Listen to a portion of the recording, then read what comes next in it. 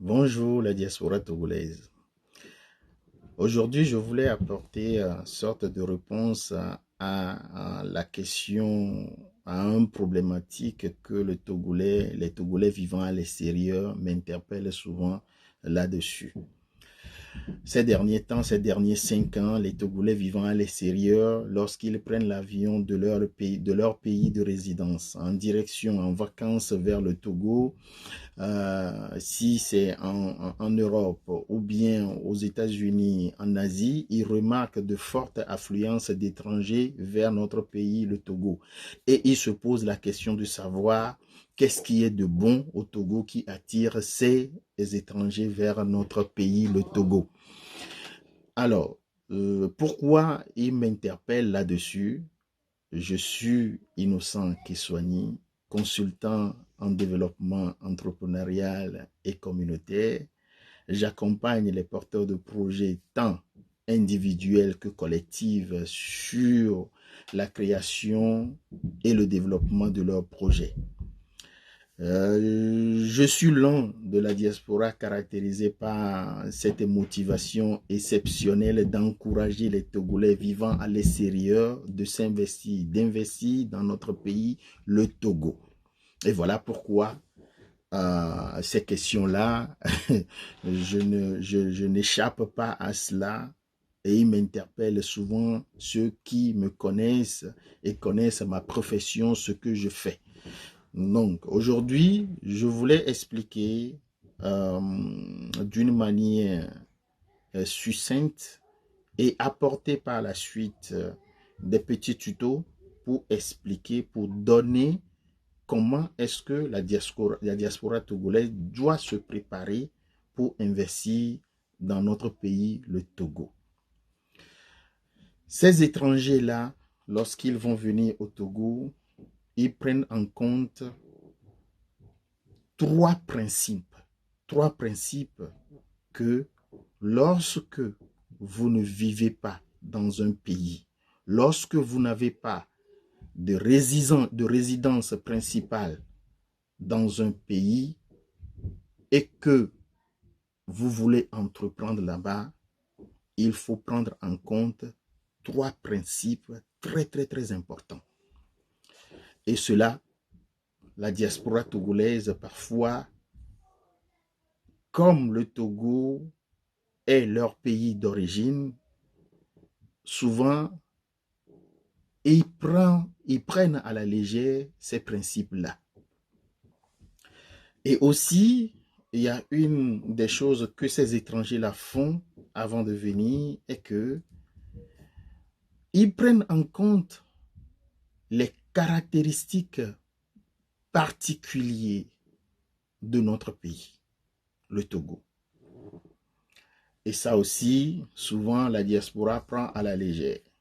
C'est pourquoi ces étrangers, lorsqu'ils arrivent ou bien sont dans l'avion pour venir au Togo, ils ne voient que, leurs yeux ne voient que des opportunités. Parce qu'ils ont travaillé, parce qu'ils ont fait des recherches. Ils sont bien préparés pour l'aventure. Ils ne voient que les opportunités. Alors que les Togolais, vivant à l'extérieur, souvent, lorsqu'on veut aller entreprendre dans notre pays, on prend tout à la légère. À un temps donné, on a quitté notre pays, le Togo. Et on n'a pas fait la mise à jour de nos connaissances de notre pays. On n'a pas pris en compte les évolutions des besoins dans notre pays. On est figé à la période où on est parti et on croit que ça n'a jamais évolué. Et aussi, comme c'est notre pays, on ne remarque pas ces caractéristiques particulières dont possède notre pays. On ne le remarque pas.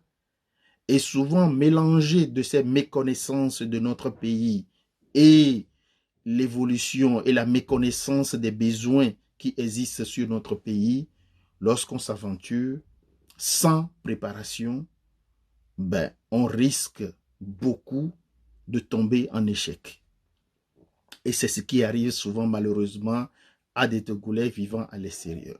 Alors que ces étrangers, lorsqu'ils vont venir, ils prennent en compte toutes ces caractéristiques de préparation et des caractéristiques particulières de notre pays. Ils arrivent au Togo, ils nagent comme de poissons dans l'eau. Voilà pourquoi je vais apporter à la suite de ces messages des petits tutos de préparation,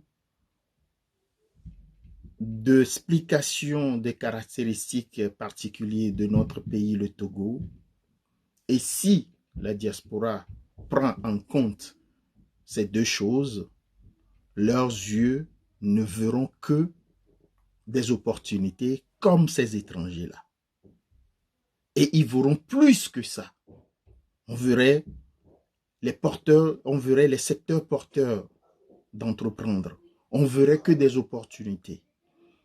Et cela va permettre à entreprendre dans la sérénité, dans la sécurité. Et on va impacter notre famille, la racine, les amis qu'on a laissés là-bas.